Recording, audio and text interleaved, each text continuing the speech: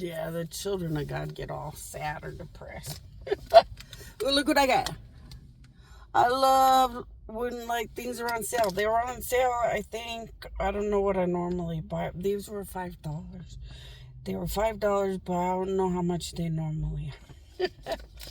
But I'm sure they were on sale because it's not Valentine's anymore. And, oh, look at, they're so cute, little mini ones.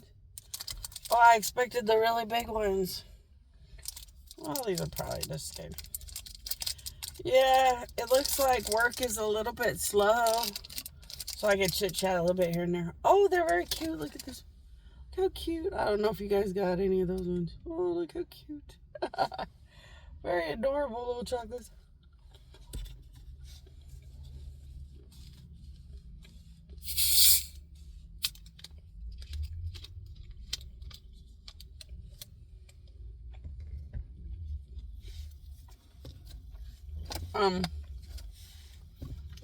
Well,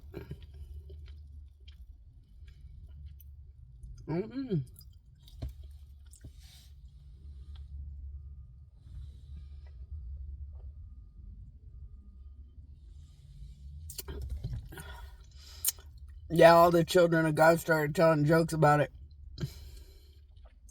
Children of God were like, yeah, well, that'd be so screwed up and that'd be so wrong if Jesus was walking the earth saying, well, I go to bed at 4 and I need my personal privacy space. If you really need a miracle that badly, I'll be back at 9 a.m. Could you imagine? I remember there was this one lady. Everybody always told the story of the lady with the toxic blood. There was a lady, and she had blood that would make anybody sad. And she was so tired of suffering that she ran out into the crowd and touched Jesus without his permission. But like a good person, inside of her brain, she rationalized that Jesus would want to touch her because she was such a good person that needed a miracle so badly that Jesus would forgive her for touching him without permission, because like nobody would help her to get a miracle from Jesus. And Jesus was always surrounded by too many people when he was around where she lived. And her blood problem, she had toxic blood, or like diseased blood. It was so bad she could barely walk down the road. She was never going to be able to chase after Jesus like to a different city or something. So the lady touched Jesus and got her miracle. And of course, Jesus was a little upset because you don't just touch people without permission. So even back then, Jesus was like, you know you shouldn't just touch me, but you were a very sick woman, and you indeed are a very good woman. So go ahead and get your miracle, but you really should ask permission. And Jesus let her have her miracle. Well,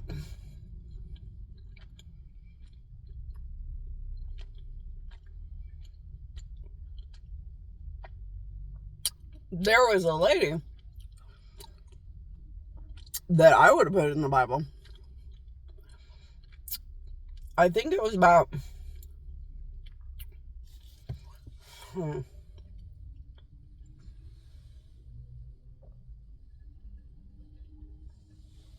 I think it was about 1:38 in the morning. So it was about 1:30 something in the morning. Jesus had been praying all night about, please, Father, take this cup away from me. If this cup can be taken away from me, I don't want to die. But your will, Father God, above all, and stuff.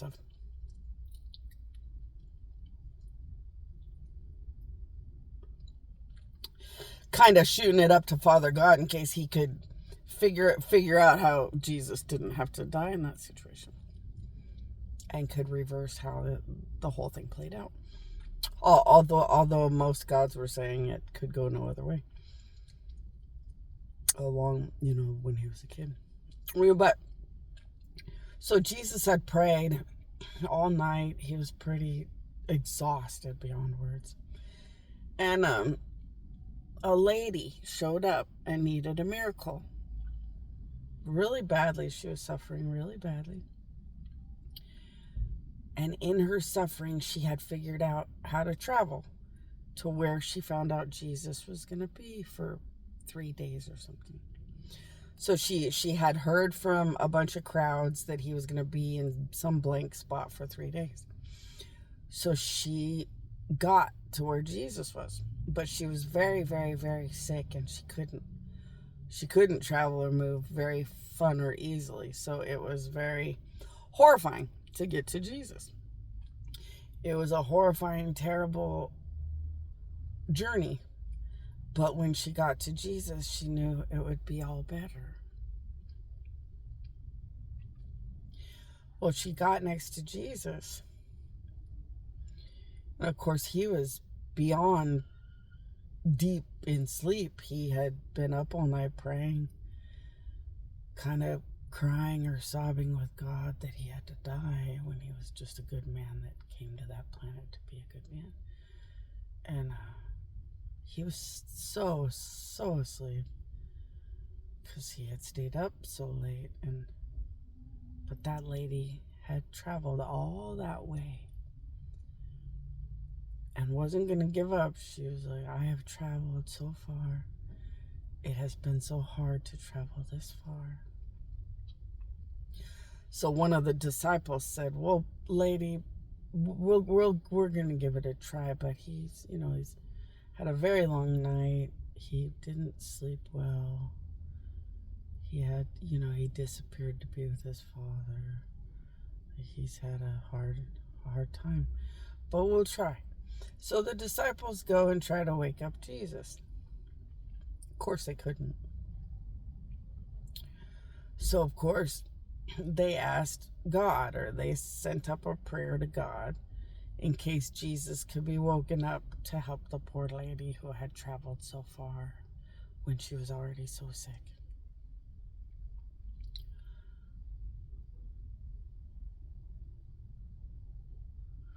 Well, God didn't answer. They didn't know what to do.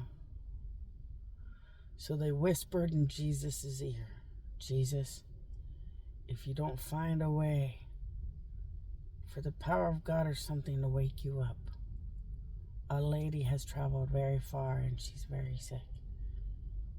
And we'll have to send her away or have her sit and wait for you for hours.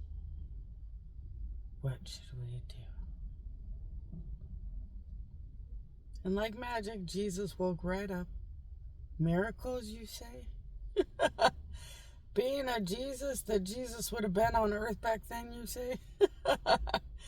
And he got right up and he healed the lady. And she ran home. She cried and cried and cried, thanked him and thanked him and thanked him. And you could watch her. She was running down the road home. She hadn't run in like 17 years.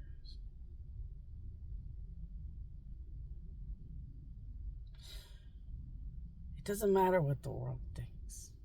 It matters that I know who and what I am, and that I'm doing what's right, and